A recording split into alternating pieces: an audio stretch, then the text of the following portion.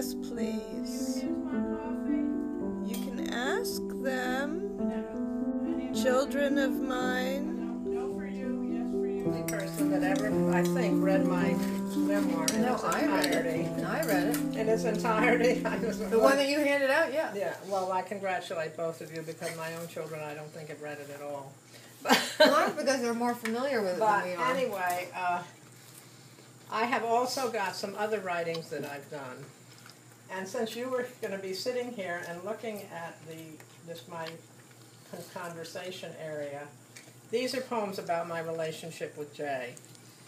And the first one takes place in that sitting area, so I'm going to read it to you. If you're at all interested, I will give you the thing and you can take it and read it on the plane. But the title of the thing is Because You're You, a Love Story. And then we go to the first page and it says, How do I love thee? Let me count the ways. Elizabeth Barrett Browning. Why do I love you? Because you're you. Ruth Crane. And then we go to number 1. And it's called The Coffee Table and the 6-Pillow Couch, which is right there. You see it. After 20 years of living alone, the ways of spinsterhood crept in the house. Smallish house, with furniture close together, pillows and my daughter's quilts all around, and a coffee table close to the couch to receive teacups or anything else. Everything arranged for a 5'3", what shall I say, middle-aged toward elderly lady. Then into my life, and eventually into my house, came a tall, large, mostly legs man. That's right. It's very true. It's like legs with a head At his on first visit, he sat on the couch with table in front and knees to his chin. To his left, 2 pillows, me to his right, and to my right, 2 more pillows, and 2 more pillows across the back. He turned to me with a look that said, I think I like you, maybe love you. So I gently but firmly, with both feet together, pushed the table away. He sent the pillows flying, and we turned and kissed each other. Aw, that's sweet. I love it.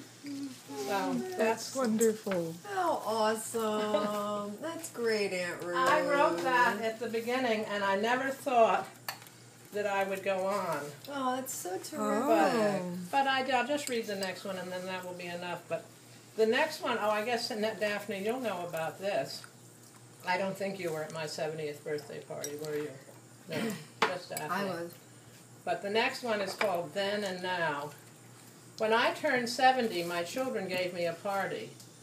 They were all there, and some old friends as well. The atmosphere was happy and gay, and they all said, Ruthie, you've seen it all, you've done it all, slow down and take it easy. 6 years later, now it really was 8 years later, but I'm 2 years older than he is, so I wanted to make it so we'd be the same age. 6 years later, I say, I had a job, and I still do. I lived alone, and I still do. I drove a car, and I still do. I paid the bills, cooked and sewed, but I didn't have a love of my own, and now I do. Aww. So awesome. If you want to take this and read it on the plane. I think you're remarkable, Aunt Ruth. I think a lot of people are just amazed that you can find this in this chapter of your life. It's just, I mean, it's extraordinary for anybody to find this, but for you in your chapter, in this chapter, to find this is, I think it's amazing, and it gives us all hope. Well, I know a lot of people say that to me. I talked to my friend who lives out in Duluth. I talked to her for 45 minutes the other day, and she was saying something to that effect.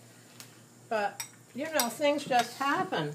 I know that you wanted to be in the center of your children, and I remember you looking at Pennsville, but what made you choose this? What made you choose this area, this county? Well, I'll tell you exactly how it happened. When I had been down in Virginia for 10 years, and I'm going to give you this, Sharon, if you want to put that into your suitcase, and or however way you want. I will. And I loved it. There was nothing wrong with Virginia. I loved it. But And it was nice having some time with Andrew and being there when he had his accident and all that stuff. But I did want to get more centrally located to Polly and Chris. Right. And I looked at the map of the eastern seaboard, and I put my finger sort of where, about as central as you could get, triangle. But who wants more toast? Because I've got more. I'm full. Thank You're you. full? Okay. I'm full. Everybody full? What about you, Jessica? Okay. Are you And full? my finger landed up very close to Philadelphia. And I didn't know any. I mean, Philadelphia meant nothing to me. I'm a New York City girl. You know, everybody has a city that they grew up with. Well, New York was my city. So, and I didn't want to move into another city, so I jumped across the river, and boom, landed on this area here, South Jersey. And Sharon was the one who got me in thinking about Woodstown, because you sent me that ad. Do you remember even The doing house. that? Also, I remembered the little village of Woodstown as being very charming, very quaint. Well, and you people probably came down to us because of your mother was at the Friends Village. No, our mother No, was my your grandmother. mother. I was. mean, my sister, your grandmother. Yeah, I don't know when I visited. I was trying to remember that last night. I just remember because, you know, I only lived in this area for 2 years when I was pretty young. Well, I know you all have visited here because I remember one particular Christmas, and I think it was the one when you came back from the Far East or whatever area that's called. India. India.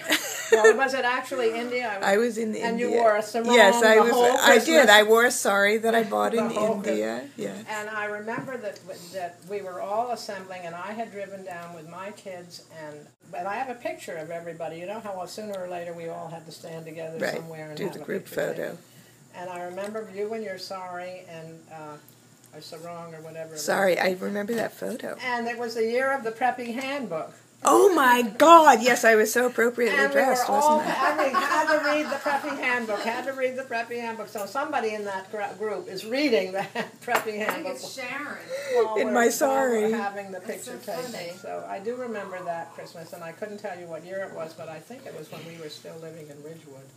So what do you guys want? Anything more? Are you contented now? You've had all you want to Yep. eat?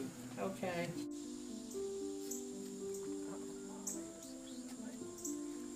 Molly, are you a scaredy cat? Whoops.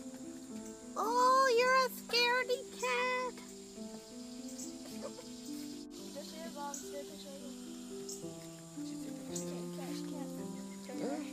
Oh, Molly, I got you.